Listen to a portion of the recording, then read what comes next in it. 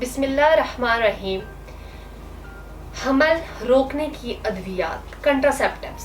کیا آپ نے ایسی ادویات کا استعمال کیا ہے جن سے پریگنینسی کو روکا جا سکے اور اب ان ادویات کے سائیڈ ایفیکٹس کی وجہ سے کنسیو کرنے میں پرابلم کا سامنا کرنا پڑ رہا ہے؟ تو اب پریشان ہونا چھوڑ دیں. اس کے حل کے لیے اس ویڈیو کو آخر تک لازمی دیکھیے گا. السلام علیکم ناظرین، امید کرتی ہوں آپ سب خیریت سے ہوں گے. تو ناظرین، آج میں ایک امپورٹنٹ ٹاپک پر ڈسکشن کروں گی جس سے بہت سی خواتین کو ان کے مسائل کا حل مل جائے گا. بہت سی عورتیں شادی کے کچھ سالوں تک حمل کی ادویات کا استعمال کرتی ہیں، یا کچھ خواتین ایسی بھی ہیں جو بچے ہو جانے کے بعد دوبارہ اولاد نہیں چاہتی. اس صورت میں حمل کو روکنے کے لیے مختلف طرح کی ادویات کا استعمال کرتے ہیں. مختلف طرح کی انجیکشن لگواتی ہیں جس سے حمل تو نہیں ہوتا، لیکن عورت کو انٹرنلی بہت زیادہ پرابلمز کا سامنا کرنا پڑ سکتا ہے. یعنی کہ کنٹراسیپٹیوز، حمل روکنے کے لیے جو ادویات کی وجہ سے ہارمونز میں بگاڑ پیدا ہوتا ہے، یعنی کہ کمپلیکیشنز آتی ہیں. ہارمونز غیر متوازن ہونے کی صورت میں عورت کی مہواری میں پرابلمز آ جاتی ہیں اور مینسٹرل سائیکل irregular ہو جاتا ہے. لیکن کچھ خواتین وہ ادویات استعمال کر رہی ہیں، اس دوران یہ سب مسائل سامنے آ رہے ہوں تو ان کا علاج بہت ہی زیادہ ضروری ہے.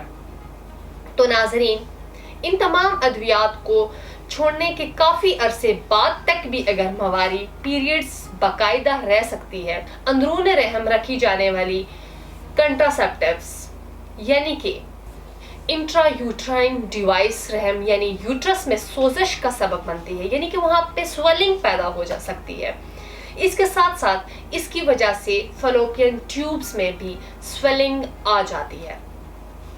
اور ان کنٹراسیپٹیوز کے مسلسل استعمال سے عورت کو لیکوریا جیسے امراض کا سامنا کرنا پڑتا ہے، جس کے نتیجے میں ورم ٹھیک ہونے کے بعد کرونچ کی وجہ سے نالیاں بند ہو جاتی ہے، یعنی کہ ٹیوبز کے اندر ڈیمیج آ جاتا ہے، جس کی وجہ سے عورت اندرونی مسائل کا شکار ہو جاتی ہے. وہ تمام خواتین جو ایسی تمام ادویات استعمال کر کے اپنی صحت خراب کر لیتی ہیں، ان خواتین کو اپنے علاج کی طرف توجہ دینی چاہیے.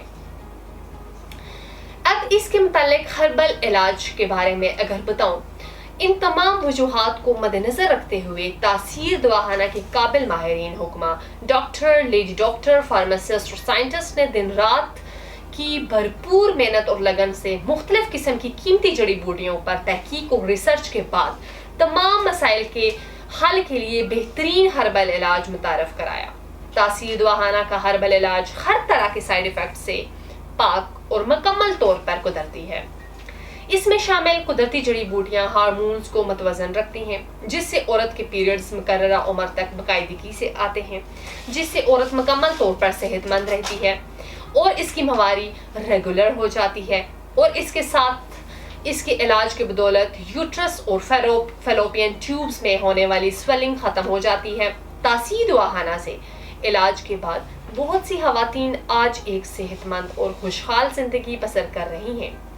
اور وہ فیمیل جو اولاد حاصل کرنا چاہتی ہیں لیکن وقت سے پہلے یہ ادویات استعمال کر کے وہ اولاد جیسی نعمت سے محروم ہیں، تو وہ تمام خواتین تاثیر دواخانہ کے ہربل ادویات کا استعمال لازمی کریں. تو ان تمام مسائل سے چھٹکارا حاصل کر کے اولاد جیسی نعمت حاصل کر سکتے ہیں. تو ناظرین، تاثیر دواخانہ کے ہربل علاج سے ہر طرح کا انفیکشن ختم ہو جاتا ہے. اس کے علاج سے عورت نہ صرف انٹرنلی بلکہ ایکسٹرنلی بھی صحت مند رہتی ہے. اس کے علاوہ اس علاج میں ایسی ادویات شامل کی گئی ہیں جو عورت کو جنسی اور نفسیاتی طور پر پرسکون رکھتی ہے. یہ علاج عورت کو پانچپن سے نجات دلاتا ہے اور عورت کو اولاد جیسی نعمت حاصل ہوتی ہے. اس کے ساتھ کچھ ضروری ہدایت بتاتی چلوں جن پر عمل پیرا ضروری ہے.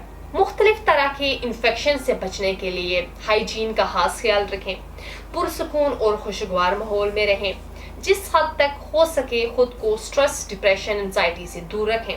کھانے میں زیادہ تلی ہوئی اشیاء سے پرہیز کریں اور fast food cold drinks, junk food से इज्तनाब करें, ताज़ा सब्जियां और फलों का इस्तेमाल करें।